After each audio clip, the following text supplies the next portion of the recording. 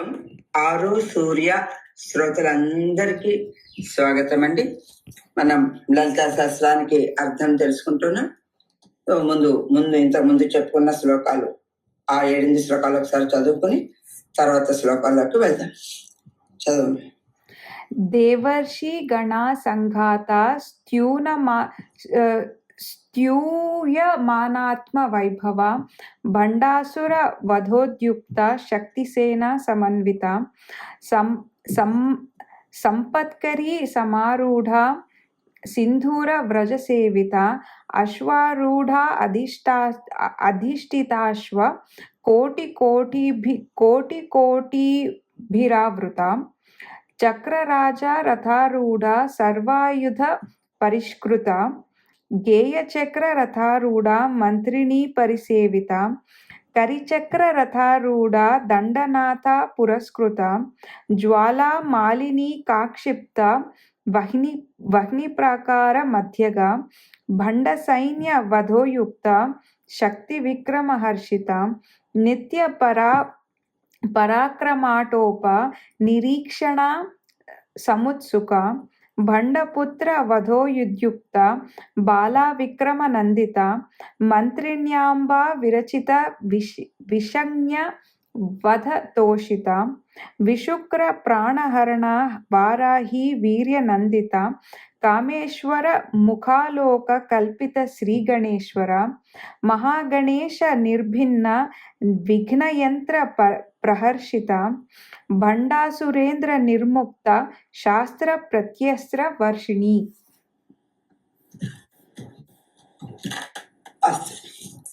వాగర్థావివ సంపృక్తౌ వాగర్థ ప్రతిపత్తే జగతః పితరౌ వందే పార్వతీ పరమేశ్వరౌ.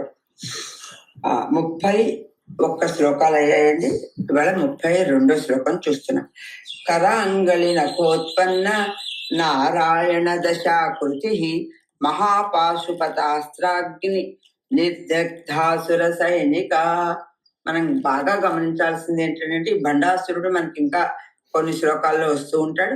ఈ రాక్షస సంహారం అన్నది మనలో ఉన్నటువంటి ద్వైతాలని, అజ్ఞానాన్ని సంహరించటం అనే దాని మీద మనం దృష్టి పెట్టుకుంటూ వెళ్దాం. అయితే ఇప్పుడు అంటే ఆమె చేతి 10 వేళ్ల యొక్క చేతి గోళ్ల నుంచి కూడా అంటే కుడి ఎడమ చేతుల 10 గోళ్ల నుండి మత్స్యాది దశావతారాలు పుట్టినవి. అది ఇంకా విశేషంగా అర్థాలు ముందు ముందు తెలుస్తున్నాయి. ఆవిడ ఈ గోళ్ల నుంచి 10 అవతారాలు ఏవైతే మత్స్య, కూర్మ, వరాహ, నారసింహ, వామన, పరశురామ, శ్రీరామ, బలరామ, శ్రీకృష్ణ, కల్కి అన్నట్టుగా మనం ఏవైతే చెప్పుకుంటామో ఇవన్నీ కూడా ఆమె గోళ్ల నుంచి పుట్టాయి అని చెప్తున్నారు. అంటే అది ఏంటో ఆత్మరక్షణకి ఒకవేళ ఏమన్నా ఈ గోళ్ళు ఉన్న శరీర రక్షణకి గోళ్ళు ఉన్నాయి అన్నట్టుగా సైన్స్ ప్రకారం తీసుకున్న తర్వాత జీవుని జాగ్రత్తాది కృత్యములు, ఈశ్వరుని సృష్ట్యాది కృత్యములు 10 కూడా లలిత కుడి ఎడమ చేతి గోళ్ల నుండి పుట్టినవి. మనం ఇప్పుడు ముందు అవే తెలుసుకుంటాము. జీవుడి యొక్క జాగ్రత్తాది, స్వప్న, సుషుప్త, జాగ్రత్త అని చెప్పుకుంటాం కదా.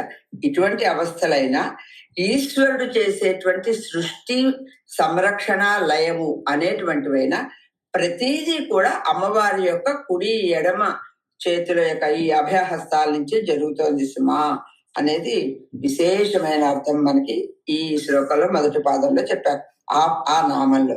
తర్వాత అది మహాపాశుపతాస్త్రాగ్ని నిర్దగ్ధాసుర సైనిక. మహాపాశుపతాస్త్రం దాన్ని ప్రయోగించి అసుర సేనలను నశింపచేసినటువంటిది. పాశుపతాస్త్రం మా అందరికి తెలుసును. అర్జునుడు శివుడి నుంచి సంపాదించిందని మనకు తెలుసున్న కథల్లో ఉంది. అయితే మహాపాశుపతాస్త్రం అని ఇంకా విశేషమైంది అంటే తన భక్తుల యొక్క అభ్యాసమును బట్టి అద్వైత వృత్తులను కలిగింపచేసి వాని చేత ద్వైత వృత్తులు అనేటువంటి అజ్ఞానాన్ని నశింపచేస్తుంది. అంటే అద్వైతం అంతా ఒకటే అనేటువంటి జ్ఞానాన్ని కలిగింపచేసేటువంటిది అని. కామేశ్వరాస్త్ర నిర్దగ్ధ సభండాసుర శూన్యక బ్రహ్మోపేంద్ర మహేంద్రాది దేవ సంస్థుత వైభవ. ఈ పాటికి మీకు సంస్కృత పదాలు అలవాటు అయి ఉంటే ఇవన్నీ చదువుతుంటేనే కొంతవరకు అలవాటు అవుతాయి. కామేశ్వర అస్త్రముతో భండాసురుని అతని నగరమును కూడా నిశ్శేషంగా, అంటే శేషమేమి మిగలకుండా దహించేసినటువంటి అమ్మా.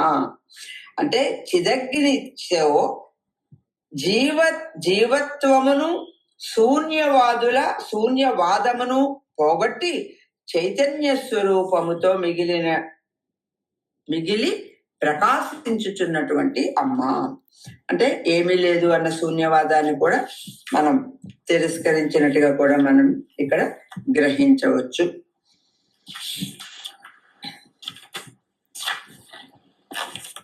అయితే మనం చదువుకుంది తత్ర బ్రహ్మోపేంద్ర మహేంద్రాది దేవ సంస్థుత వైభవ. అంటే వాళ్ళందరి చేత బ్రహ్మ విష్ణు ఇంద్ర వీళ్ళందరి చేత స్తోత్రము చేయబడినటువంటి పరాక్రమము కలిగినది. ఎంతో పరాక్రమము కలిగినటువంటి ఆమె వీళ్ళందరి చేత వాళ్ళకే పరాక్రమాలు ఉన్నాయి, కానీ వాళ్ళందరి చేత స్తుతింపబడుతుంది. అంటే అమ్మవారి పరాక్రమం ఎంతో ఆలోచించుకోండి. ఓకే, మనం ఆలోచించుకోవాలి.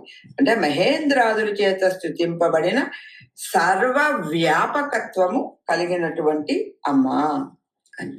తర్వాత హర నేత్రాగ్ని సందగ్ధ కామ సంజీవనౌషధి శ్రీమద్వాగ్భవ కూటైక స్వరూపముఖ పంకజ. ఇక్కడ హర నేత్ర అగ్ని అంటే శంకరుడి యొక్క నేత్రం. నేత్రాగ్ని చేత దగ్ధుడు అయినటువంటి మన్మధుడు అందరికీ తెలుసు. ఓకే, పార్వతీ శివుల కలయికకే కారణం ఆయన. మన్మధుని మరలా బ్రతికించుటకు సంజీవని ఔషధి కూడా ఈవిడే అయింది.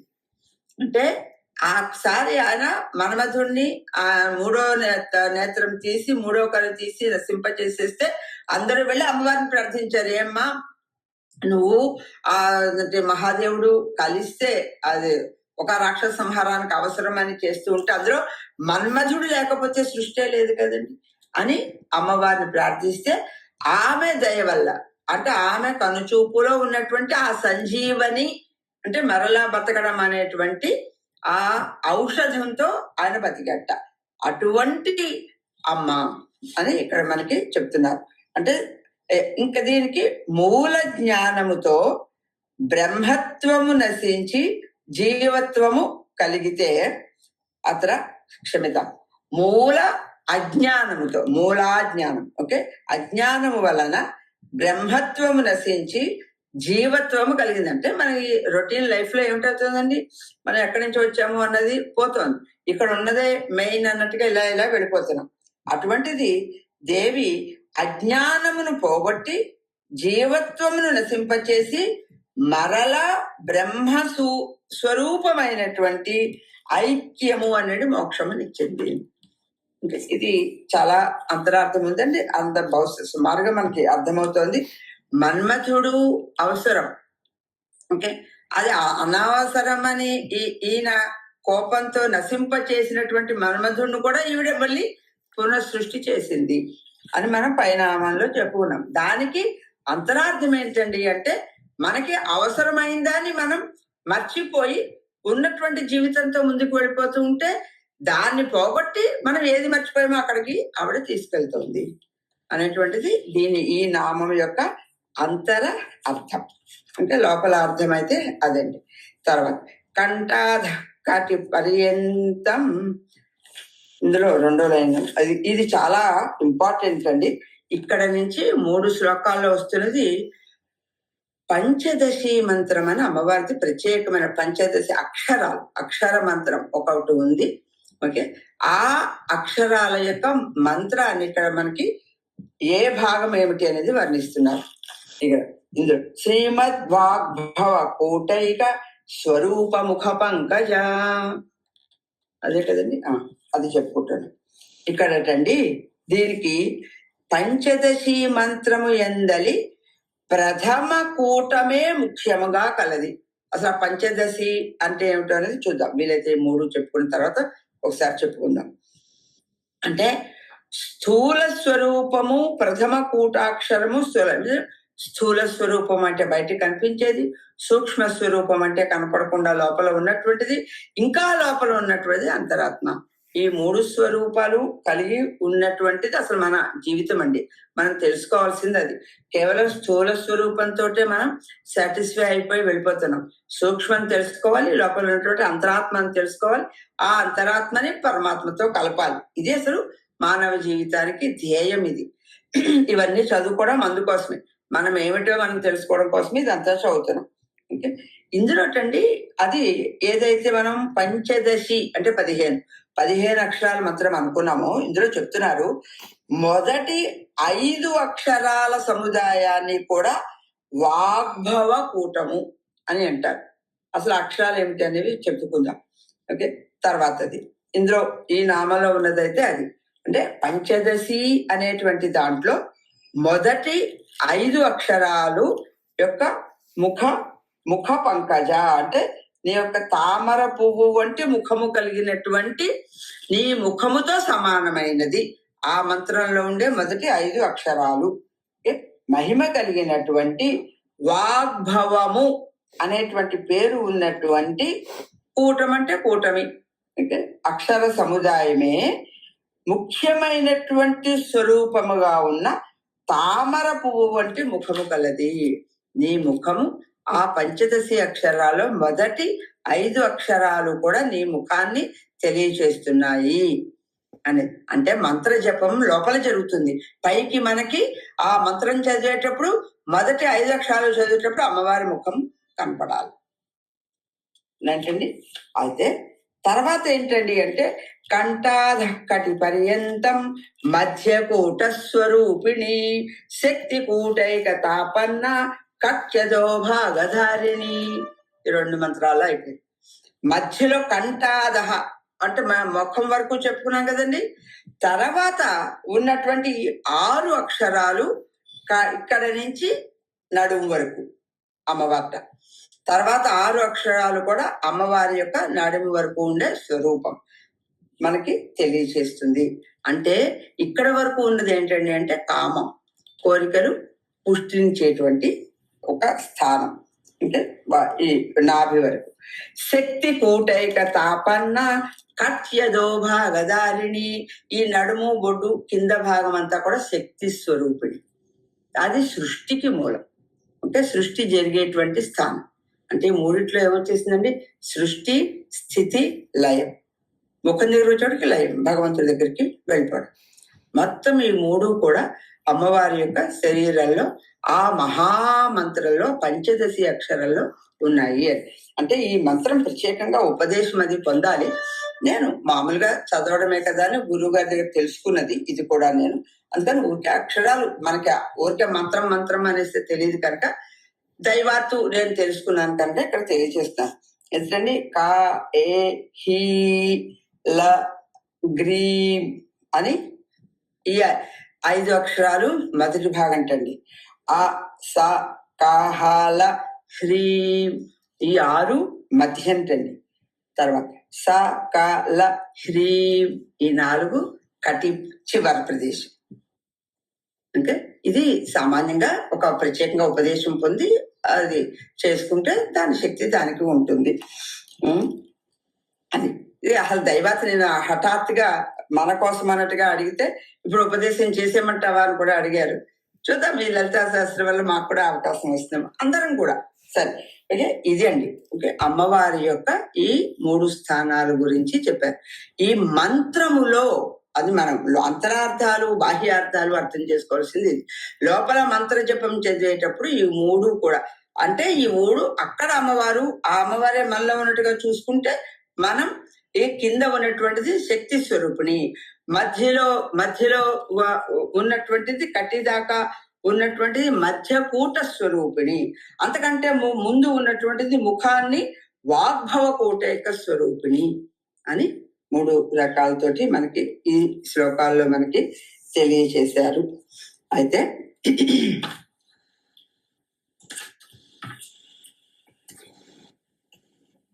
సో 35 వరకు చెప్పడం. 36 మూల మంత్రాత్మిక మూల కూటత్రయ కళేబర కుల అమృతైక రసిక కుల సంకేత పాలిని. ఇందులో మూల మంత్రాత్మిక మూల కూటత్రయ కళేబర అనేవి 2 నామాలు. అంటే మూల మంత్రం అంటే ఈ పంచదశి మూల మంత్రమే ఆత్మిక అంటే తన స్వరూపముగా కలిగినటువంటిది. ఇంకా చెప్తున్నారు మూల కూటత్రయ కళేబర అంటే ఈ మూల మంత్రము యొక్క కూటం ఈ కలయికే ఆమె శరీరముగా కలిగినది. కళేబరం అంటే అదే కదండి, శరీరముగా కలిగినటువంటిది. అంటే ఇప్పుడు ఇక్కడ ఏం చెప్తున్నారంటే ఈ మూల మంత్ర కూటత్రయమే సూక్ష్మ రూపముగా కలిగినటువంటిది. మనం అందుకనే లోపల చదువుకోవడం అని అనుకున్నాం కదండి. తర్వాత కులామృతైక రసిక అంటే కులము నుండి వచ్చినటువంటి అమృత దాన్ని ముఖ్య రసంగా తీసుకున్నది. అంటే మూలాధారమందలి అమృత రసమును ఆస్వాదించినటువంటిది. అంటే ఇక్కడ ఏం చెప్తున్నారంటే పైన మూలం అంటే మనం ఇక్కడ మూలాధారం అంటే చక్రాల దృష్టిలో కాదు, పైనుంచి వచ్చినటువంటి రసం అక్కడ స్పష్టంగా చెప్తున్నారు. సహస్రారం ద్వారా లోపలికి మనకి ఏమని చెప్పాలి, ప్రవహించేటువంటి స్రవించేటువంటి అమృతమును పొందించున్నది. మన ఆరాధనని బట్టి మన ఆరాధన యొక్క స్థాయిని బట్టి అమృతాన్ని ఆవిడ మనకి కలిగేలా చేస్తుంది అమ్మవారు. కుల సంకేత పాలిని అంటే కుల సంకేత పాలిని అంటే రక్షించేటువంటిది.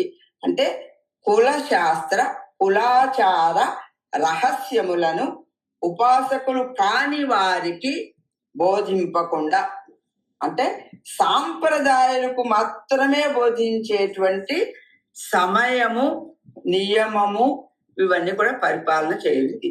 అంటే ఏంటండి, కొందరి అదే చెప్తున్నారు మన యొక్క సాధనలను బట్టి ఈ మంత్రాలను మనం పొందగలుగుతాము. ఇక్కడైతే కొందరికి సమయము లేక నియమము పరిపాలన చేయొచ్చు. అంటే ఎవరు పెడితే వాళ్ళకి ఎప్పుడు పెడితే అప్పుడు అన్నట్టుగా కాకుండా నియమాన్ని పాలించేటువంటి అమ్మవారు, పాలింప చేసేటువంటి అమ్మవారు అనేది కుల సంకేత పాలిని అని. ఇక్కడ మనకి చెప్పుకోవాలంటే ఒకే జాతిలో ఉండే సముదాయాన్ని కులము అంటారు. అలా కాకుండా సమాన జాతి గల వారికి సజాతీయులు అంటారు. అంటే అదే కులంలో ఉండేటువంటి బంధువులు ఇదంతా కూడా ఒక కులం అన్నమాట. ఓకే, అది బయటకు వచ్చి ఇంకా వేరే కులాలు కూడా కలిసినటువంటి దాంట్లో ఉన్నది సమాన జాతి అంటారు. మానవ జాతి ఇందులో వచ్చేటవి మళ్ళీ కులాలు. కులాంగన అంటే పాతివ్రత్యాది సద్గుణ వంశమందలి స్త్రీ వలె ఎవరికి గోచరింపనిది. మామూలుగా కులాంగన అంటే మంచి కులంలో పుట్టినటువంటి, అంగన అంటే స్త్రీ అని అర్థం. ఓకే, సద్వంశమునందు పుట్టిన స్త్రీ అది దానికి ఇంకొంచెం వివరణ ఏంటంటే పాతివ్రత్యాది సద్గుణ వంశము అందలి పుట్టినటువంటి స్త్రీ వలె అది ఎవరికి గోచరింపనిది అంటే ఎవరికి అర్థం కానిది ఆమె ప్రవర్తన. ఎవరైనా ఇప్పుడు ఎవరిది ఎలా ఉన్నా మనం వాళ్ళ స్థాయిని బట్టి మనం ఆ స్థాయిలో ఉంటే తప్ప వాళ్ళు మనకు అర్థం కాదు. అది తర్వాతది కులాంతస్థ అనేటప్పటికి సకల ప్రదేశములందు పూజింపదగినటువంటిది. అంటే కులము యొక్క అంతః మధ్యయందు స్థా అంటే ఉండునటువంటిది. కులము మధ్యలో ఉండడం అంటే ఏంటంటే మనం ఇప్పుడు పైన కులం అంటే చెప్పుకున్నాం కదా, అలాగా అందరి చేత పూజింపబడినటువంటిది. కౌలిని ఇది మనం సహస్రార కమల సంబంధము కలిగినది, శివశక్తుల సామరస్య స్వరూపము. కౌలిని అంటే శివ శక్తి రెండు కూడా వాటి యొక్క సామరస్య స్వరూపము కౌలిని అని. అంటే బాహ్య ఆకాశమందు లభించిన శ్రీచక్రమందలి పూజాదులు కలది. శ్రీచక్రం పైగా ఇది ఇంకా నిఘంటువులో చెప్పడం ఏమిటండి అంటే దేశము, గృహము, సజాతీయ, సముదాయము, గోత్రము, దేహము అని చాలా అర్థాలు ఉన్నాయి దీనికి అని చెబుతూ సహస్రార కమలముతో సంబంధం ఉన్నది అనేది మనకి యుగ్యంగా ఉంటుంది కనుక మనకి అది గుర్తుపెట్టుకుందాం. తర్వాతది కుల యోగిని అంటే వెనుక చెప్పబడినటువంటి కుల శబ్ద అర్థములతో సంబంధము కలిగినది. ప్రతిదీ కూడానండి మన అర్థం చూసుకుంటే చెప్పిందే చెప్పినట్టు ఉంటుంది. అది అవసరం అండి. ఓకే, అలాగా అనుకుంటూ ఉండాలి, చెబుతూ ఉండాలి. ఏ పేరు మార్చినా, ఏ రూపు మార్చినా అమ్మవారు చేస్తున్నటువంటి ఆ పనిని దృష్టిలో పెట్టుకోవాలి. ఆ పని తెలుసుకోవడం వల్ల మనకేంటి ఉపయోగం అంటే మనలో ఉన్నటువంటిది ఏది పోగొట్టడానికి వచ్చింది, మనలో ఏది ఆవిడ కల్పించడానికి వచ్చింది అనేది గ్రహించటమే మనకి ఈ స్తోత్రం యొక్క ముఖ్య ఉద్దేశం. అది కుల శబ్దాలు అన్నిటితోటి కూడా సంబంధము కలిగినది. మామూలుగా యోగం అంటే కలిసి ఉండడం కదండి. మనము ఉన్నటువంటి స్థితి నుంచి పైన ఉన్నటువంటి శక్తితో కలవడమే యోగం. అది తర్వాత అకులా సుషుమ్నా నాడి కంటే పైన ఉన్న సహస్రదళ పద్మమునందు ఉన్నది. అకుల అంటే కులము లేనిది అని కాదండి ఇక్కడ తీసుకోవాల్సిన అర్థం. కులం అతిరీత్య మనకి మామూలుగా ఉన్నటువంటి ఇక్కడ దాకా ఉన్నది ఒకవేళ కులం అనుకుంటే, అంటే ఇదంతా కూడా ఒక కుటుంబంలాగా ఒక కులంలాగా అనుకుంటే, దీనికి పైన ఉన్నటువంటిది ఒక సహస్రార అంటే 1000 రేకులతో ఉన్నటువంటి ఒక పువ్వు ఉందిటండి. అందులో అమ్మవారు ఉంటుందిట. అంటే మనం చేసే యోగాలు, పూజలు ఏవైనా అక్కడ నుంచి ఆవిడ అనుగ్రహం వస్తోంది అనుకుని మనం చేయాలి అనేటువంటిది ఆధ్యాత్మికంగా అథవా ఈ మెడిటేషన్ ధ్యానాల వాటిలో చెప్పేటువంటిది. సుషుమ్నా నాడి పైన ఉన్న సహస్రదళ కమలము స్వరూపురాలే ఈవిడ. అది అంటే అది ఎక్కడటండి కుల శబ్ద అర్థములలో ఏది లేని, అంటే ఈ కులంలో కాకుండా దాని దాటి ఉన్నటువంటిది. తర్వాత సమయాంతస్థ, ఇక్కడికి వచ్చేటికి సమయము యొక్క అంతస్థ.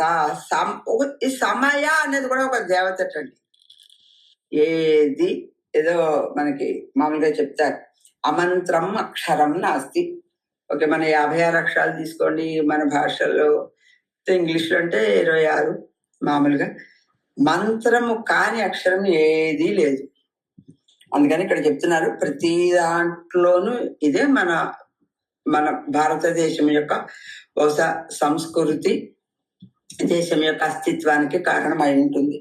అంటే ఎన్ని కష్టాలు వచ్చినా నిలబడడానికి కారణం అయి ఉంటుంది. ఓకే, అది ఇందులో ఇక్కడ సమయము అనేటువంటి దాన్ని కూడా తనలో పెట్టుకున్నటువంటి ఆవిడ ఇక్కడ అంటే వశిష్ఠాది తంత్ర పంచకము అందు బోధింపబడిన స్వరూపము కలిగింది. ఇక్కడ తంత్ర పంచకాలు అంటే కొంచెం వివరణ అయితే ఉంది. శివునితో పంచవిధ సామ్యమును పొందిన స్వరూపము. 5 విధాలుగా శివుడితో ఈమె సమానత్వం పొందింది, కలిసి ఉంది. 5 కూడా ఏది చెప్తారండి? అధిష్టాన సామ్యం, అనుష్ఠాన సామ్యం, అవస్థాన సామ్యం, నామ సామ్యం, రూప సామ్యం. ఇవి 5. రైట్, ఇవన్నీ తెలుస్తోంది. అధిష్టానం అంటే దాన్ని ఆధారం చేసుకుని ఉండడం, అనుష్ఠానం ఎప్పుడూ కూడా దాన్ని తలుచుకుంటూ ఉండడం, అవస్థానం అంటే అక్కడ నిలబడి స్థిరంగా ఉండడం, అలాగే నామ సామ్యం పేరు, ఆ శివుడు అనండి, శక్తి అనండి, పార్వతి అనండి, ఏదైనా సమానం. అది రూప సామ్యం. ఈ 5 కూడా శివుడితో సమానమైనది అని చెప్పడమే సమయాంతస్థ అని ఒక అర్థం మనకి తెలియజేస్తున్నారు. తర్వాతది సమయాచార తత్పర. ఇది నేను ఒకసారి ఈ శ్లోకం మళ్ళీ ఒకసారి 36వ శ్లోకం చదివాను. మూల మంత్రాత్మిక మూలకూటత్రయ కళేబర కులామృతైక రసిక కుల సంకేత పాలిని. అంటే కొంచెం ఇవేవో అర్థాలు బాగున్నాయని ఉత్సాహంగా చెప్పుకెళ్ళిపోవడంలో శ్లోకం మిస్ అయ్యాను. కులాంగన కులాంతస్థ కౌళిని కులయోగిని. అకుల సమయాంతస్థ సమయాచార తత్పర అనేది 37వ శ్లోకం. సో మనం దాని అర్థాలు కులయోగిని, సమయాంతస్థ ఇంతవరకు చెప్పుకున్నాం. సమయాచార తత్పర అంటే సమయము అను పేరు కలిగినటువంటి ఆచారమందు ఆసక్తి కలిగి ఉన్నది.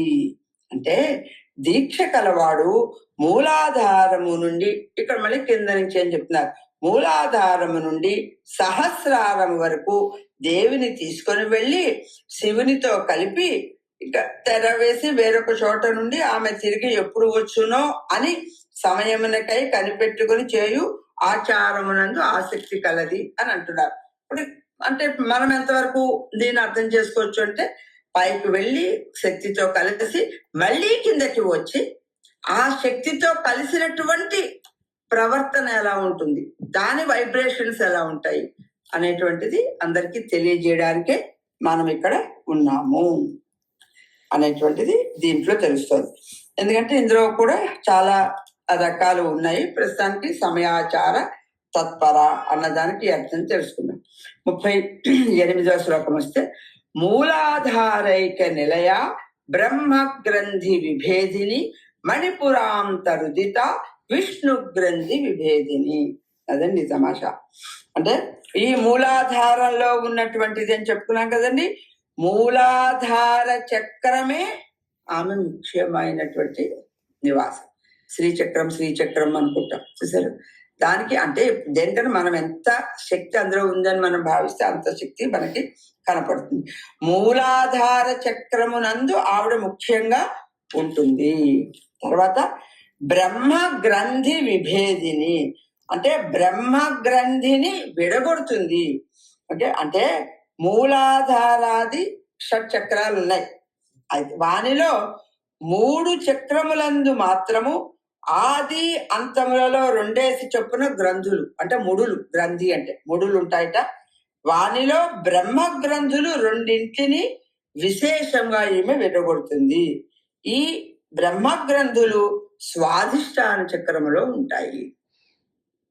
అనగా మూలాధార స్వాధిష్టాన చక్రములు 2 పైన ఒక గ్రంథియు, స్వాధిష్టాన చక్రమునకు క్రింద ఒక గ్రంథియు ఉండును. ఈ 2 గ్రంథులకు కలిపి బ్రహ్మ గ్రంథి ఉంటుందిట.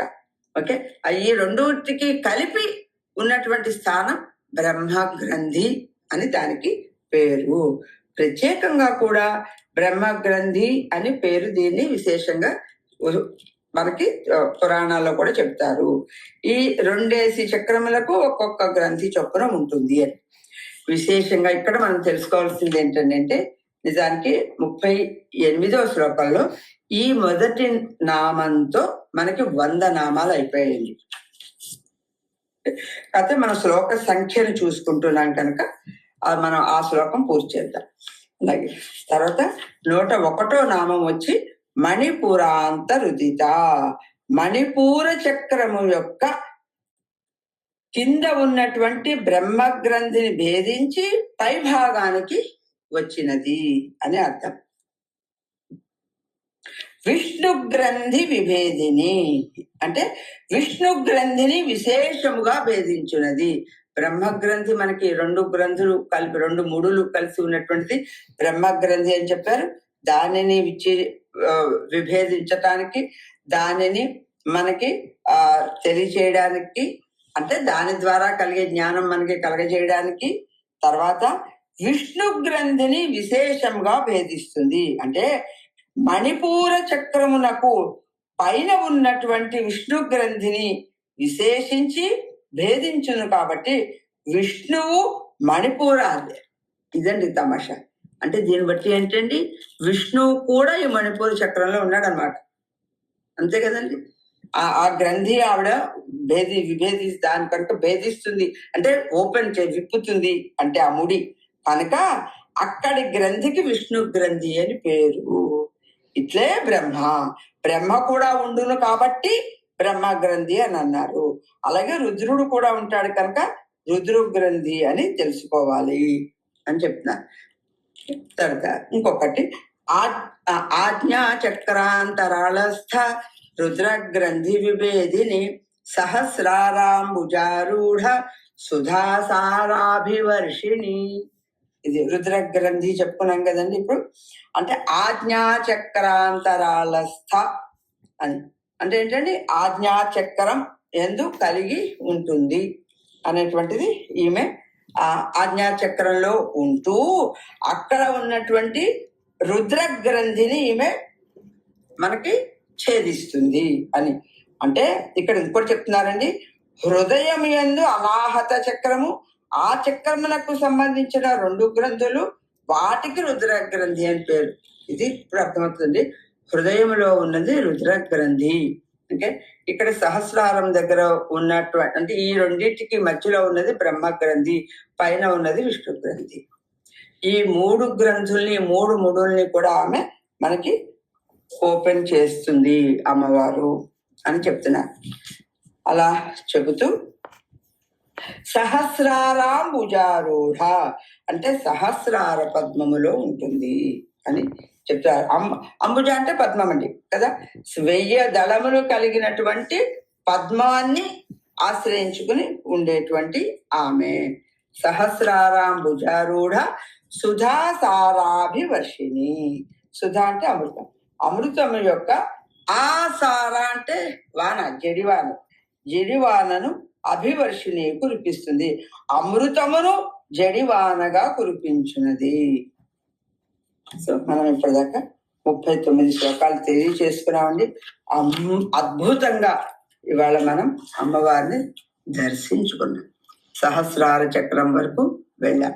దయచేసి అందరం కూడా ముందు శ్లోకాల నుంచి ముందు ఆమె వర్ణనలన్నీ గుర్తుపెట్టుకుంటూ, తర్వాత ఆవిడ వాహనాలు, తర్వాత ఆవిడ చేసిన రాక్షస సంహారం, ఇప్పుడు మనం చదువుకున్నటువంటి ఈ పంచదశి మంత్రము యొక్క స్వరూపాన్ని ఆవిడ దేహంలో ఎలా ఉందో అనుకుంటూ, ఆవిడ మనలో ఉంది అనుకుంటూ, ఆ దేహాన్ని ఆ పైన ఉండేటువంటి సహస్రార చక్రం గురించి కూడా చాలా వివరంగా ఇప్పటిదాకా చెప్పినంత వరకు తెలుసుకుంటూ మనం సాధనలో ముందుకు వెళ్దాం, అర్థం చేసుకుందాం. ఇక్కడితోటి మనం ఆఫ్ చేసి 39 శ్లోకాలు చెప్పుకున్నాం. 40వ శ్లోకం కరెక్ట్గా మండలం అవుతుంది. వచ్చే తర్వాత దాంట్లో 40వ శ్లోకం చెప్పుకుందాం. స్వస్తి. అందరికీ కూడా దేవి అనుగ్రహ సిద్ధిరస్తు. స్వస్తి.